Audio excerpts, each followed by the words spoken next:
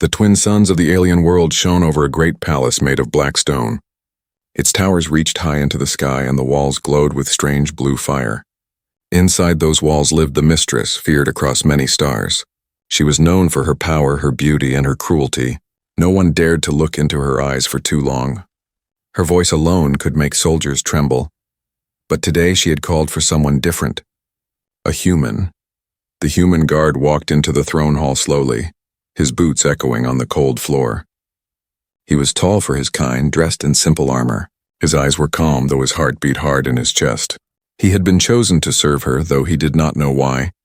Many whispered that humans were weak, greedy, and easy to break. Perhaps that was why she wanted him here. To test him, to see if he would fail like the others. The Mistress sat on her high throne. Her silver crown glowed, and her long robe shimmered like liquid metal. When she raised her hand, the hall fell silent.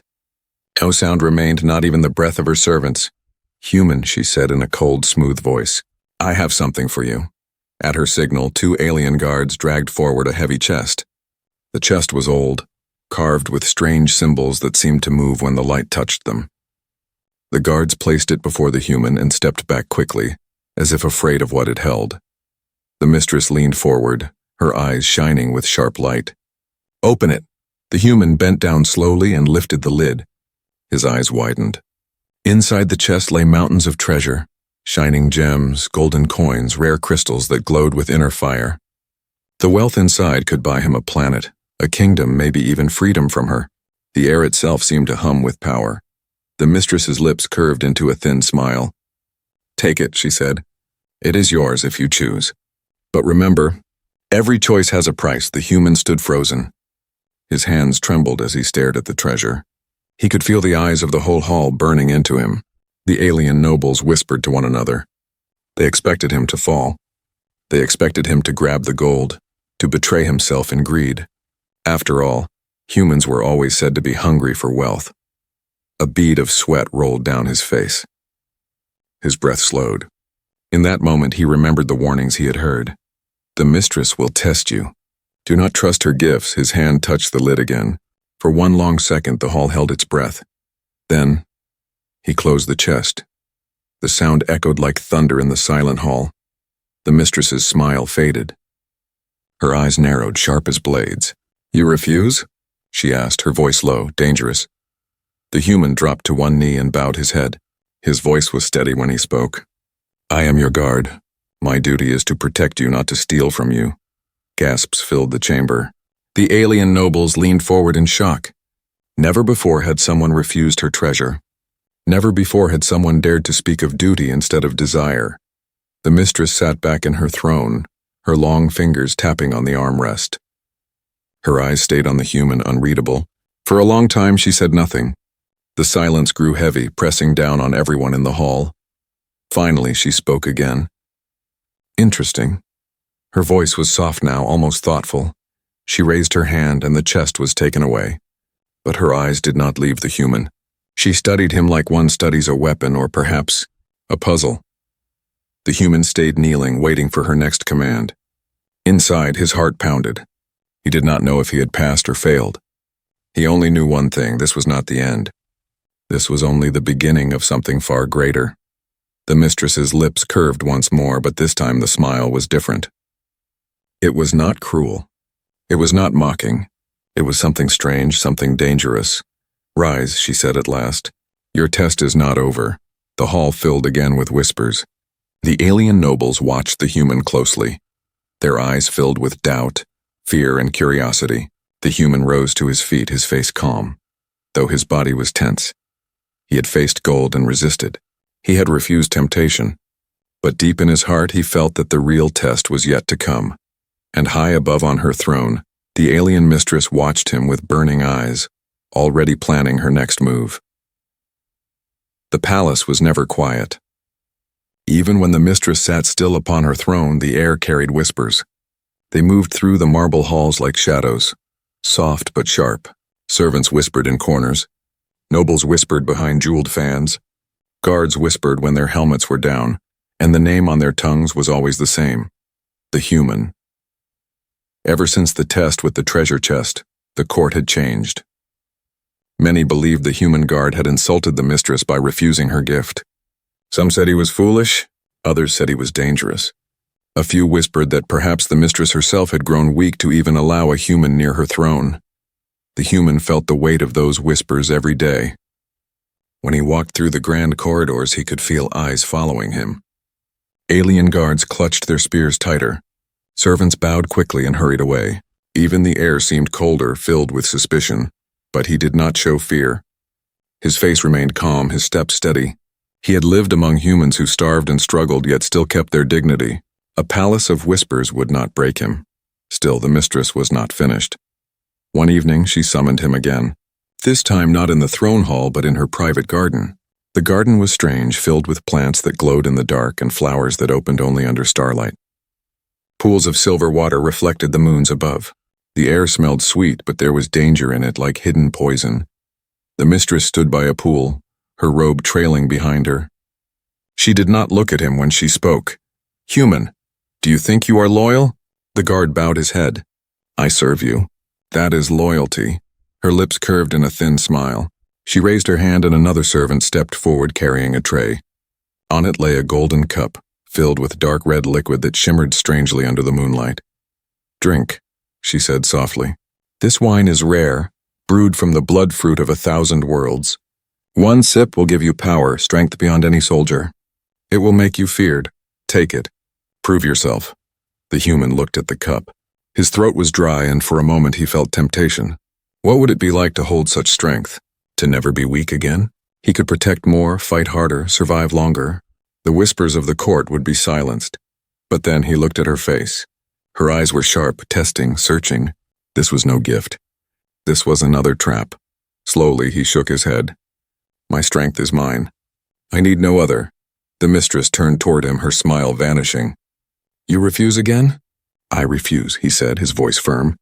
"Because loyalty is not proven by greed or by thirst for power. It is proven by action." Her eyes narrowed. The air grew colder.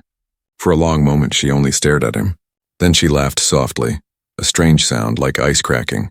The servant carried the cup away. The human's chest rose and fell with steady breaths. But inside he felt the tension coil tighter. Each test grew sharper, more dangerous. And each refusal drew more whispers in the dark halls of the palace. That night the alien nobles gathered in secret chambers. Their voices hissed like snakes. "He refuses her gifts. He rejects her power. Perhaps he plans to betray her in another way. Humans are liars. He waits for the right moment to strike. He cannot be trusted. He must be watched." The general of her armies, a tall alien with skin like iron, slammed his fist on the table. "This human is a threat. I will not serve while he stands near the mistress. Better to cut him down now before his shadow grows longer." The whispers turned into plans. The palace began to split between those who wanted him gone and those who wanted to see how far he would go. Meanwhile, the human stood guard through the night, silent, his eyes always scanning the halls. He did not know of every word spoken in secret, but he could feel the danger. Every corner carried suspicion. Every step echoed louder than before. The mistress watched all of this. She saw her nobles plotting, her generals whispering, her servants trembling, yet she said nothing. She only watched the human, her eyes thoughtful, as if waiting for something. Why did she keep testing him? Why did she not end the doubt with one command? No one knew. But in the silence of her private chamber, she whispered to herself, "He is not like the others." But how long until he breaks? The palace held its breath, waiting for the answer. The palace slept under the shadow of the twin moons. Long corridors lay empty, lit only by blue fire torches. Guards stood like statues, their armor gleaming, their faces hidden. The human guard walked his usual patrol, his steps steady, his eyes sharp. But this night felt different.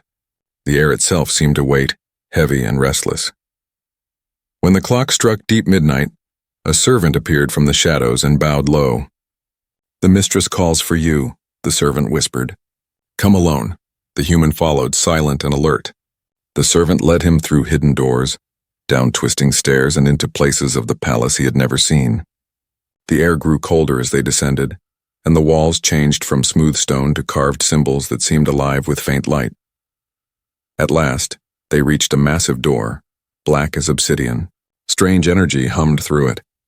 The servant bowed again and hurried away, leaving him alone. The door opened by itself with a deep groan. Inside was a chamber unlike any he had seen.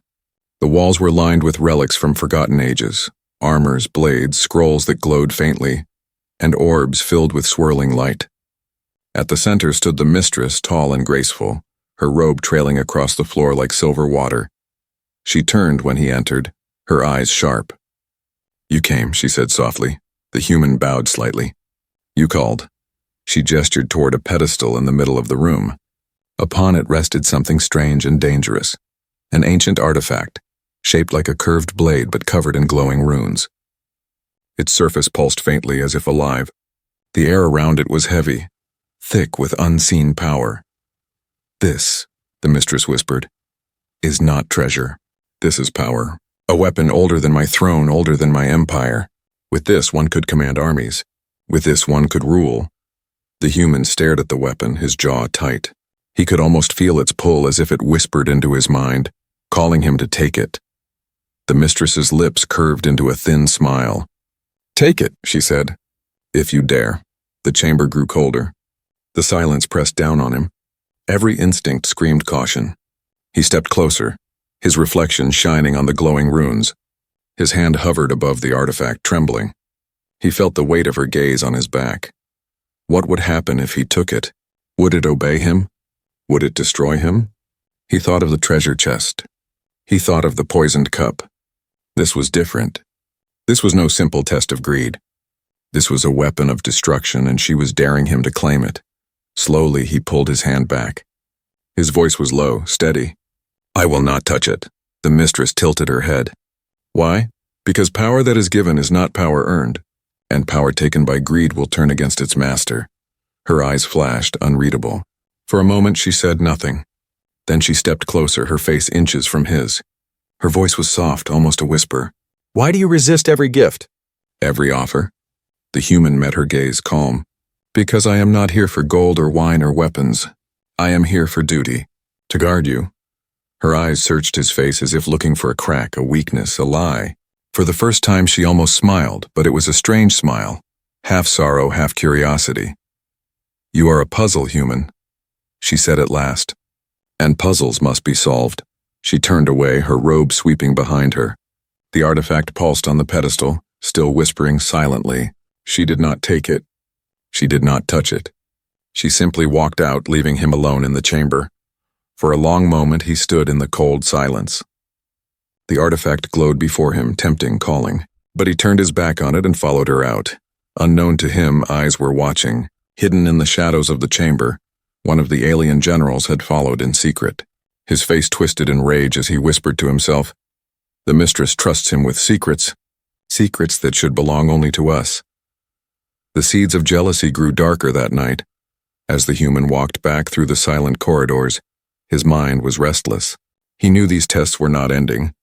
Each one was sharper, heavier, closer to danger. The mistress was pushing him to a line few could cross, but why? That question burned in his mind as the night deepened, and the palace whispered with voices he could not hear. And somewhere in the deepest shadows, plans were already being made to end him. The palace no longer whispered, it growled. Every corner held suspicion. Every corridor carried watching eyes. The human guard could feel it like a knife at his back. He had refused treasure, refused power, refused poison, and still the mistress kept him close. That was enough to make enemies. The alien nobles muttered in secret gatherings. He resists her tests. He walks free where others kneel. She shows him chambers no one else has seen. But it was the general who burned with the greatest fury. Tall, broad, with skin like black iron and eyes like fire. He had served the mistress for years. He had fought wars in her name, shed blood for her throne. Yet she had never tested him, never trusted him with her private secrets. Now a human, a weak, soft creature from a small planet, stood where he wished to stand. The insult was too much. "He must die," the general hissed to his followers. "And when he falls, I will prove my loyalty by bringing his head to the mistress." The plan was simple. A guard's patrol at night, a dark corner, a silent blade. No one would question his death. No one would miss him. But nothing in the palace was simple. That night, the human walked his rounds, the silver moons casting long shadows across the floor. His footsteps echoed. The air felt heavier than usual, like the calm before a storm. Then he heard it. A scrape of metal. A breath too close. The attack came fast. From the shadows, 3 alien warriors lunged with curved blades, their eyes burning with hate. The human spun just in time, his arm catching one strike, sparks flying off his armor. Another blade cut across his side, sharp and burning. He staggered but did not fall. The corridor lit up with fire as the warriors pressed forward, their movements swift and deadly. The human fought with nothing but his standard guard's blade, plain steel against alien metal. Each clash rang like thunder. Blood dripped down his side, his breath growing harsh, but his eyes stayed sharp. He blocked one strike, shoved another attacker into the wall, and spun low to cut across a warrior's leg. The alien screamed but did not stop. They were trained killers, moving as one. From the far end of the corridor, the general appeared, watching with a cruel smile. His voice echoed. "Fall, human. You do not belong here." The human gritted his teeth, pressing forward. He knew this was no random attack. This was a test far deadlier than any treasure or poisoned cup. This was a test of survival.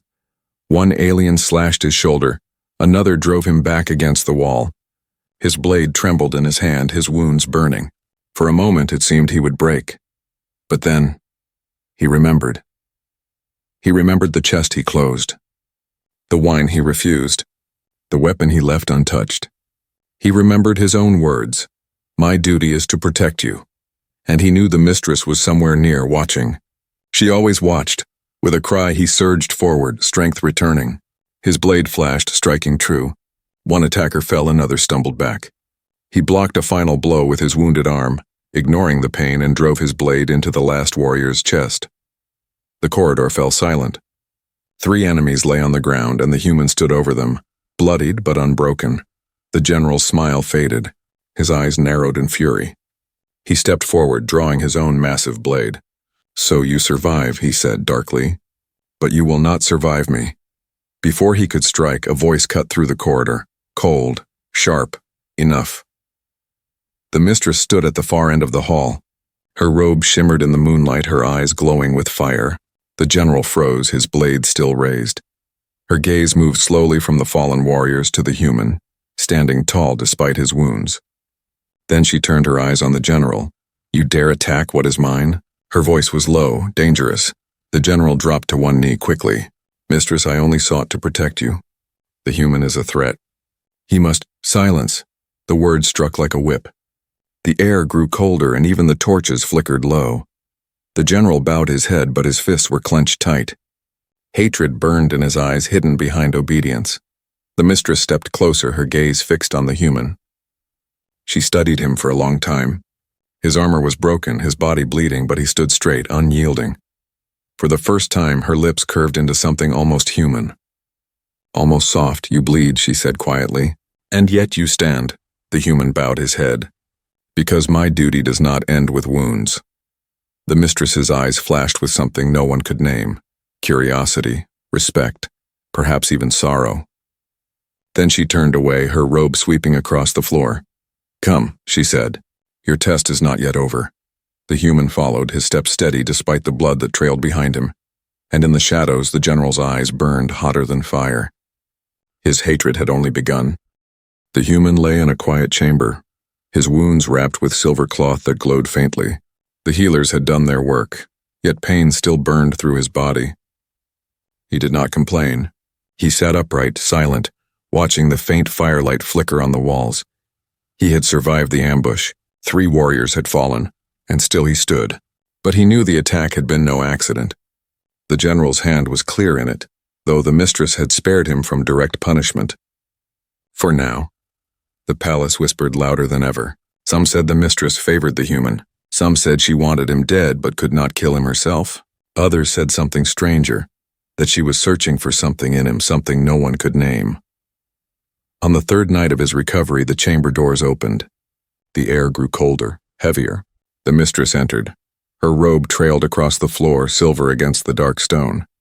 Her crown glowed softly, but her face was shadowed. The guards outside closed the doors, leaving them alone. For a long moment she did not speak. She only watched him, her eyes unreadable. The human bowed his head slightly. "You should rest," she said at last. Her voice was softer than usual, almost careful. "I heal. he answered simply. Her eyes lingered on the bandages at his side, then moved back to his face. Why? She asked suddenly. The human frowned. Why what? Why do you not take? Her voice sharpened, almost breaking. I offered you treasure and you refused. I offered you power and you refused. I showed you a weapon that could make you greater than kings and still you refused. Even now, after they tried to kill you, you remain. The human looked into her eyes, calm and steady. Because none of those things are why I am here. Then why? She pressed. Tell me why you resist when all others would have fallen. He paused. His voice was low when he answered. Because trust is worth more than gold, and loyalty is worth more than power. I am here to guard you. Nothing more. For the first time her mask cracked, her breath caught. Her lips parted slightly as if she wanted to speak but could not. Her eyes softened, though only for a heartbeat. Then she turned away quickly, hiding her face in shadow.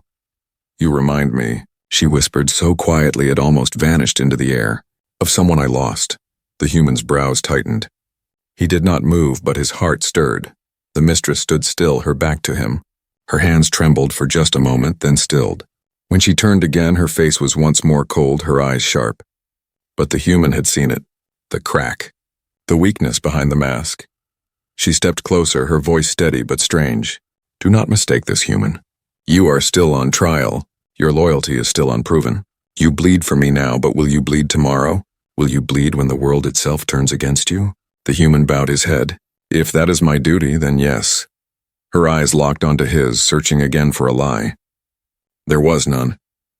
Only calm, steady truth.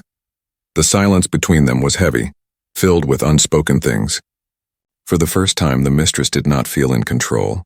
For the first time, her heart was not clear. Finally, she turned and swept toward the door. But before leaving, she paused. Her voice dropped, softer than a whisper. Do not break, human. If you break, you will be no different than him. And then she was gone. The human sat still long after, her words burning in his mind. Him. Who was she speaking of? A traitor? A lover? A soldier she once trusted? Whoever it was, that ghost still haunted her, hidden behind her crown and her cruelty. Outside the chamber, the palace buzzed with tension. The general still plotted. The nobles still whispered. The servants still watched. But something had shifted. The mistress's mask, cold and unbreakable, now had a crack, and the human had seen it. That night, as the moons cast silver light across the palace, the human lay awake. He did not dream of treasure or power. He thought only of the mistress's whisper, of the sorrow in her eyes, of the weight of his duty. The test was not over. The true test had not yet begun. But in that moment he understood something. The mistress was no longer testing only his loyalty. She was testing herself, and that was far more dangerous. The palace was restless. Tension flowed through its halls like a silent storm. The human could feel it in the way servants hurried past him without meeting his eyes, in the way alien guards whispered when they thought he could not hear. The general's hatred grew deeper and the noble's jealousy sharper. Yet the mistress said nothing. She only watched, always watched. On the 7th night after his recovery, she summoned him again, but this time her command was different. Follow me. Alone. The corridors they walked were ones no servant dared to enter. The torches here burned white, not blue, and the walls were etched with older, stranger symbols. The air felt heavy, like it carried centuries of secrets. At last they reached a vast iron door. Its surface was covered in glowing runes locked by chains of light. The mistress placed her hand on the door, and the chains melted away with a hiss. The door groaned open, revealing a vault unlike any other. The human stepped inside, his breath catching. Mountains of gold shimmered under the dim glow of floating crystals. Jewels the size of fists burned like captured stars. Ancient scrolls, weapons, and relics filled the chamber, each humming faintly with power. This was no ordinary treasure.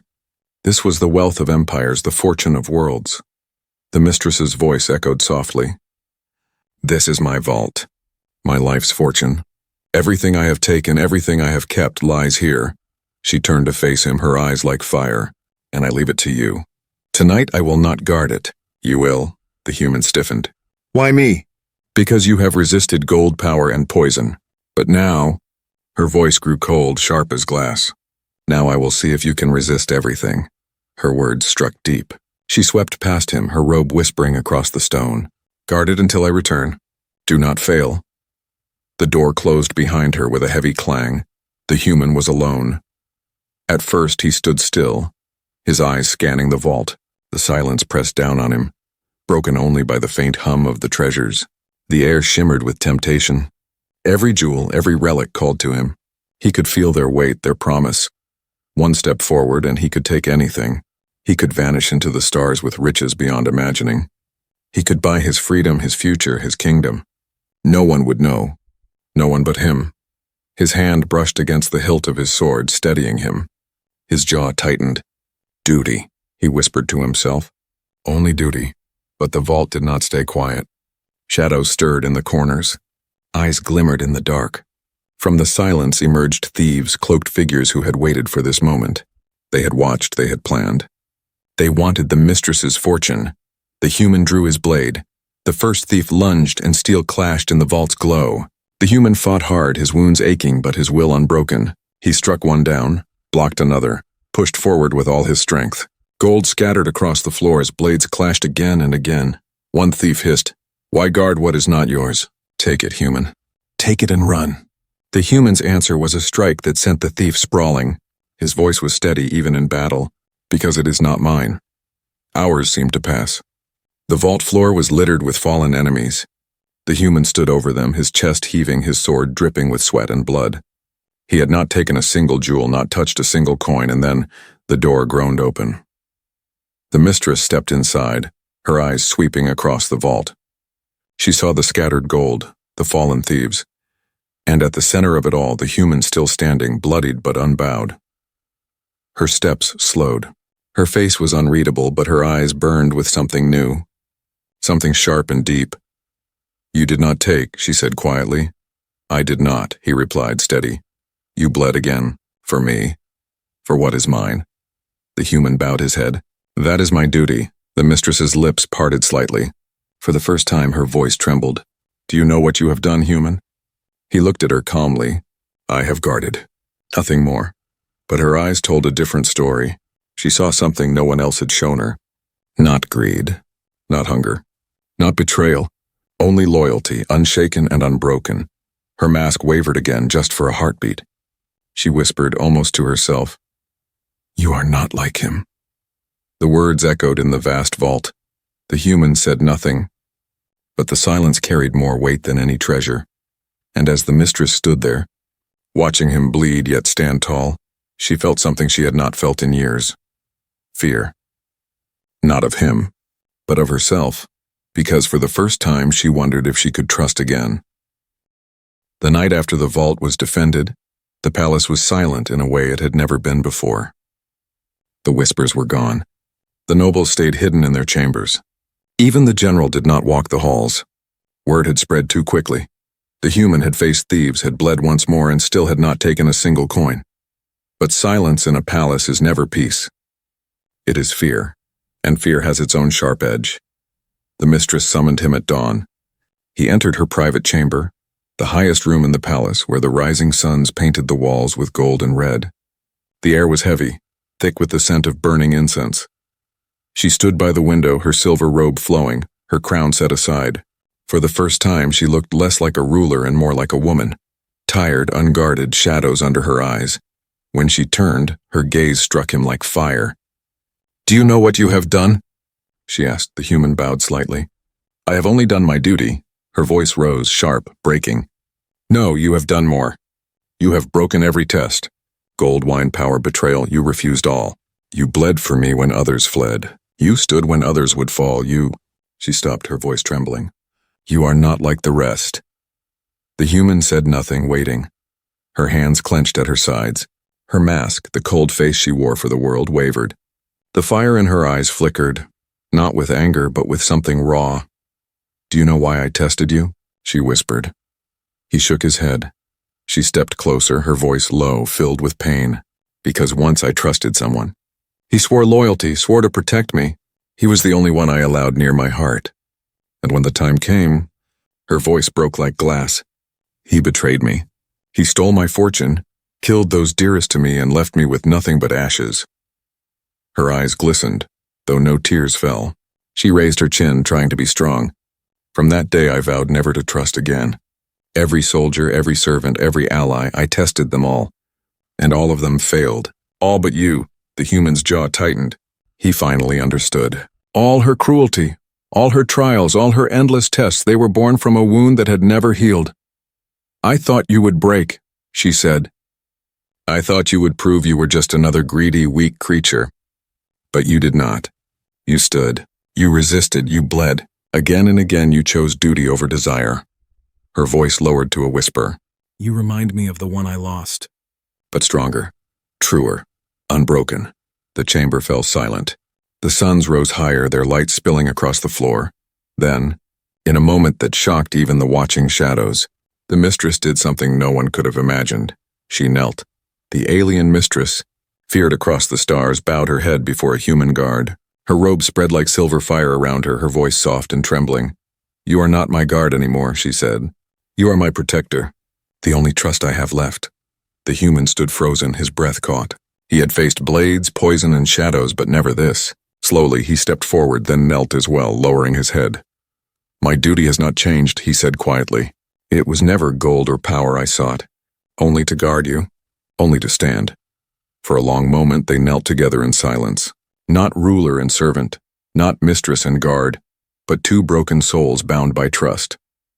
When they rose, the palace itself seemed to shift. The doors opened, light flooding in. The human walked beside her now, not behind. The nobles who dared to look trembled at the sight. Even the general clenched his jaw in fury, knowing something had changed forever. The mistress's mask was broken, but in its place was something stronger. Not fear, not cruelty, but trust. A trust forged in fire, blood, and loyalty. And the human, once just another guard, now carried something greater than treasure or power. He carried the future of the mistress's trust, a bond unshaken, unbreakable. Together they stepped into the light of the rising suns. The palace whispered again, but this time the whisper spoke not of doubt, but of destiny. The test was over, but their story had only begun.